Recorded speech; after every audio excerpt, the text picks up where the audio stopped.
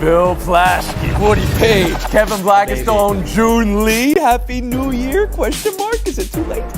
Hey, Woody, look at your avalanche. McCarr's move last Yeah. night. Hey, Bill, look at your Lakers. A January win over Sacramento. Oh, yeah, the king. The king is back. And June, you're from Boston.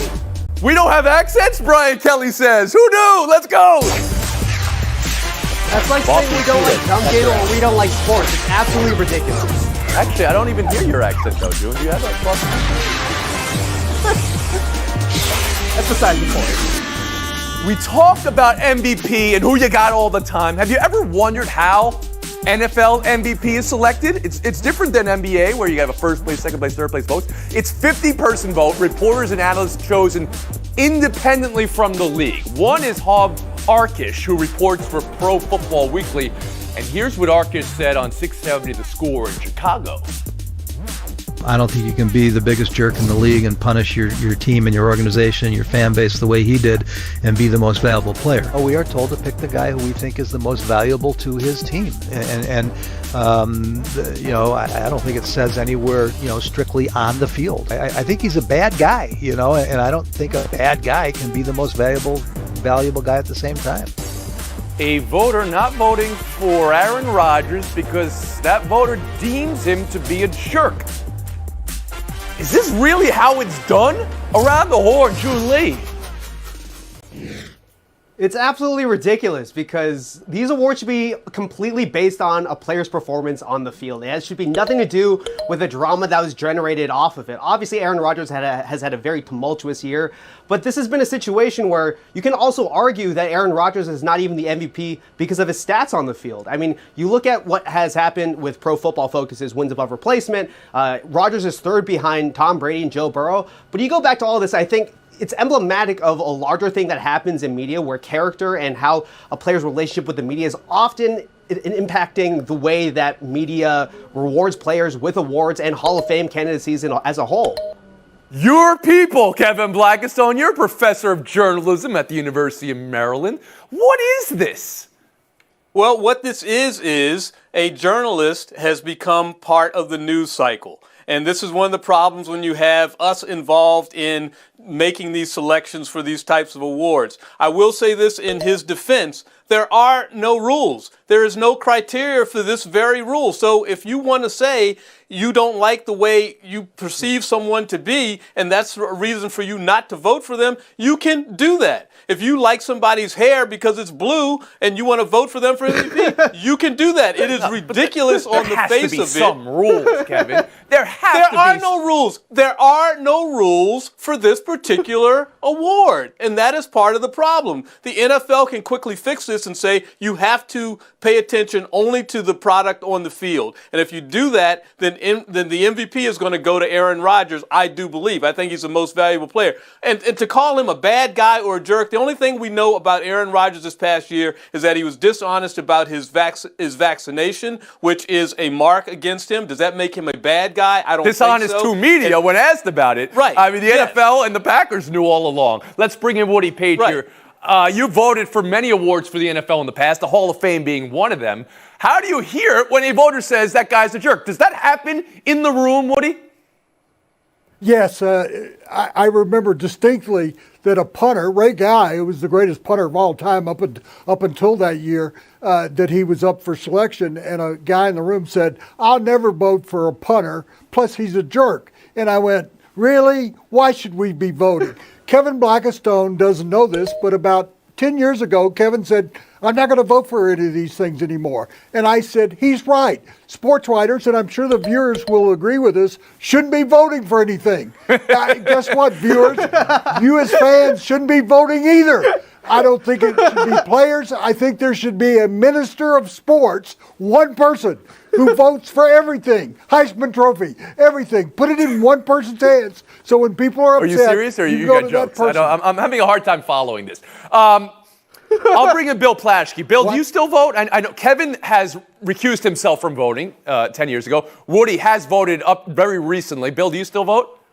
Well, first, it's Minister of Sports, Bill Plaschke. That's what you call me. No. I'm taking Woody's job. No, I do not vote. Our newspaper has a policy against voting. and I'm thankful every day for it. Where our job is to report the news, not be the news. There's too many personal things, and this, I think this happens a lot more than we think with Hub Arkush and what he said. A lot of writers get mad at players. A player blows them off. A player lies to him. I'm going to get you. I'm not going to vote for you. This happens a lot more than we think. Writers and journalists should not vote on these awards. Maybe broadcasters, maybe a panel of experts. But Aaron Rodgers, clearly the MVP. Led the league he leads the league in touchdown percentage and lowest interception percentage. The last 4 quarterbacks to do that all won MVP.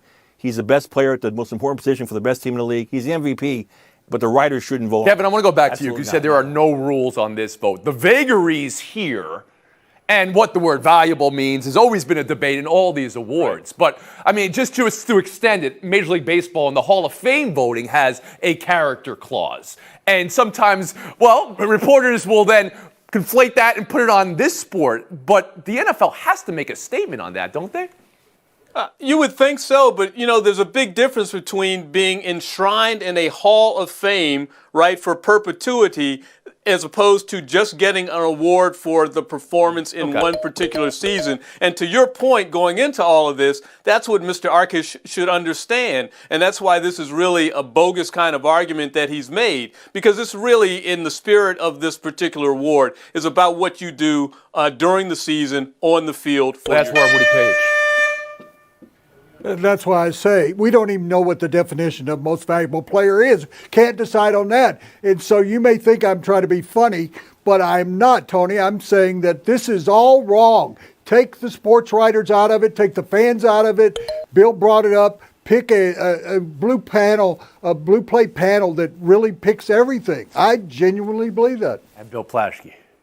There's too much money involved. These players get bonuses for making All-NBA, for making MVP. Yep. Way too much money involved for us, the journalists, to be involved in it. Contract stipulations over who makes All-Pro, who makes the Pro Bowl. When you have all been in that room, you've seen the votes for Pro Bowl that are now split 1/3, 1/3, 1/3. Some voters throw the vote away. They pick their favorite player. And this is what decides the Hall of Fame. The keepers of the keys decides.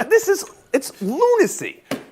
We've been horned, and I say that as somebody who scores your guys' arguments every single day. That's another problem. We move on. Packers, meanwhile, with Aaron Rodgers, say they're going to play their guys on Sunday. It's versus Detroit, and they've already clinched the 1 seed. Bill, should they play their guys? Absolutely not. They should go anywhere near the field. And I know the argument as well, they're going to have 3 weeks, they're going to be rusty. Well, guess what? Sean McVay started this several years ago.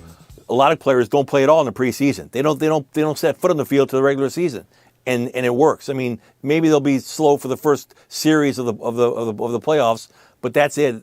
It's too risky. You can't get a guy hurt in a game that's meaningless in an exhibition game. You wouldn't play them again. They wouldn't play him in August 15th. Why are they going to play him now when it's so important? The playoffs upcoming. So no, rest them. Don't play him at all. Have difficult practice. You want some competition. Rodgers wants to get involved in some stuff. Have longer practices. Have tougher practices.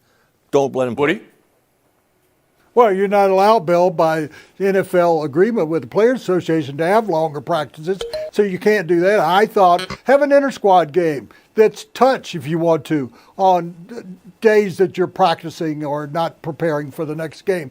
But you and I totally agree. If we were the coach, we wouldn't play any of our starters and probably a lot of our backups. But I think he has every right, LaFleur, to play his players if he wants to. A quarter, a half, he can play any of them for as long as he wants to. But he's going to have to account for it after the game. If an injury occurs, then he'll have to eat that. If it doesn't, everybody will say, you did the right thing. Kevin, this is the NFL's first foray into the 17-game 18-week season. This is week 18. They've already clinched the 1 seed. Should the players be playing?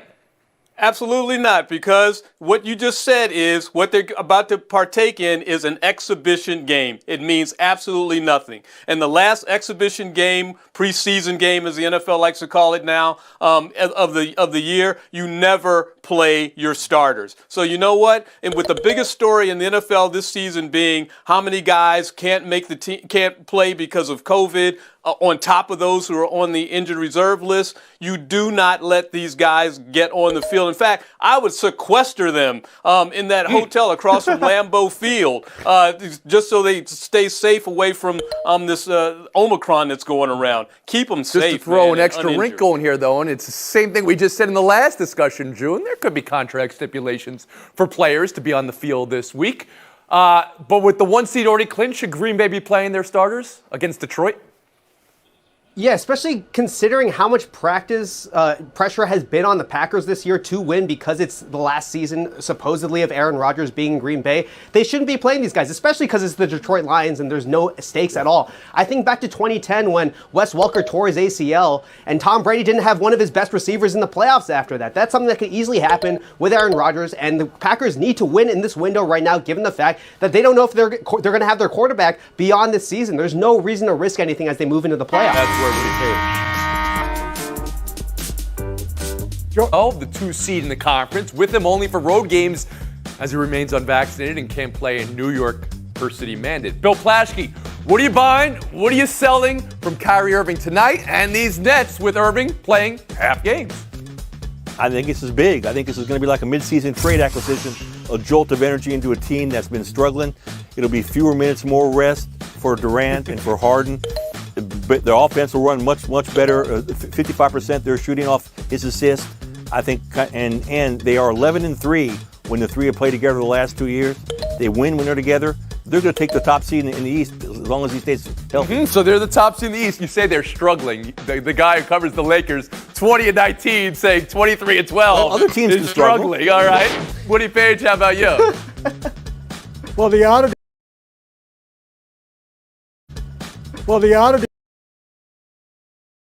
But at home, they're basically a 500 team. So where they really need him is back in Brooklyn, not out on these games. He'll get to play in 22 games if he stays healthy throughout that period of time. And I think he's going to make a big difference because of what you said, that he can limit Durant and Harden in the number of minutes they're playing. You have them as the 1 seed in the East now with Kyrie playing half duty?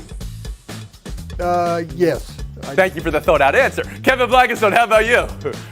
So, Woody, what you're suggesting is they should lose some games so they can fall down in the standings and play most of their playoff games on the road. I understand that. Very smart. Look, this is going to be fantastic. He'll be back. He's not coming back from injury. He's just coming back from not being able to play because of these COVID rules, which to me still don't make a whole lot of sense. And June Lee. Well, Kyrie's going to see the court a lot the next couple of weeks because 12 of the Nets' 18 next games are on the road, and so it's going to be interesting to see whether or not this trio gels together. I mean, they haven't played a lot of games together. Harden was traded to the Nets in January of last year. There's been a lot of injuries. Obviously, Kyrie hasn't been playing this year. I'm not necessarily convinced that it's going to be kind of guns blazing right out of the gate here for this trio. Bill, something you want to add? Yeah, watch them against the Celtics last year in the playoffs. Yeah, they can gel together. Oh, right in the face. They'll That was a little LA on Boston. And that's your Celtics, June. That's your Celtics. Buy or sell two. Could Jim Harbaugh lead Michigan to the NFL? According to The Athletic's Bruce Feldman, there are rumblings from both the NFL side and the Michigan side. Woody, I go to you for rumblings. After the breakthrough versus Ohio State, but the loss to Georgia in the Final Four, can you see Harbaugh leaving? Buy or sell this? Those rumblings are coming from my stomach. He's not going to leave Michigan. He's going to demand that he gets that $4 million that they made him give back next year. He looked at Mel Tucker and what he got in terms of salary and said, look what kind of season I had. He's not coming back to the NFL. He can't take NFL players to Florida and to Europe during the offseason. Kevin Blackstone. Well, he did take NFL players to the Super Bowl last I checked. I mean, you could argue Woody, that his resume as an NFL coach is better than his resume as a college coach. I don't think that he's leaving either, but after the season that he just had, beating Ohio State, getting to the semifinal game, what better time to leave than now? June Lee, do you see it as a good time for Harbaugh to leave, that he kind of hit the limit that he can do at Michigan, or what are you buying, what are you selling? I mean, I think KB is right in that he's in an enviable position to potentially leave, but I don't think that this is the same situation as every single other college coach because of the fact that Harbaugh is an alumni of Michigan, and he came there to rebuild that program. I think he's in a really good spot where he can kind of pick and choose his opportunities where, you know, if he wants to stay in Michigan, he can obviously do that, but he can wait for the right NFL opportunity to come around if he wants to eventually leave. Look at Harbaugh's history, guys. He's always left places when he's at the peak of his performance. University of San Diego, San Francisco 49ers, Stanford. They were all winning championships. They were all have great seasons. Then he left. He's reached his ceiling at Michigan. It is a perfect time to leave. Woody, you're absolutely wrong. He's a great NFL coach, 44-19-1. He'll go back to the NFL. I'm saying right now he's going back to the NFL. Is that a Plaschke guarantee? That's a guarantee. Oh, Plaschke guarantee. Buy or sell 3. Novak Djokovic. This is an emerging international incident. Australian Open gave him the vaccination exemption so he could play. He's going for the Grand Slam record and his record 10th Australian Open win. Many prominent Australian athletes voiced their disapproval over this. Some thought he was getting preferential treatment. And now, today, up until our tape time, it's been over 6 hours where he's been held at the airport in Melbourne. He wasn't initially allowed in because of visa issue over the lack of vaccination. He's been in a room trying to answer questions were being heard. It's being reported. The Prime Minister of the country has publicly said they could put him back on a plane and turn him away. KB, how do you consider this all? Oh, it's such a mess because Australia had some rules at a federal level, and now those rules are not being upheld because of considerations at a state level and considerations about this tennis tournament. And once again, we just talked about Kyrie Irving getting special treatment in the NBA. Here's a tennis player getting special treatment in Australia. It is quite the mess in Australia. Well, Irving isn't really getting special treatment in the NBA. He lives in a city that has one rule, and then the rest of the country currently has a different rule. Right, and that's exactly the same situation in Australia where you have a state which has one rule and the federal government which has another rule, and somehow Djokovic is getting in between all of this. June Lee.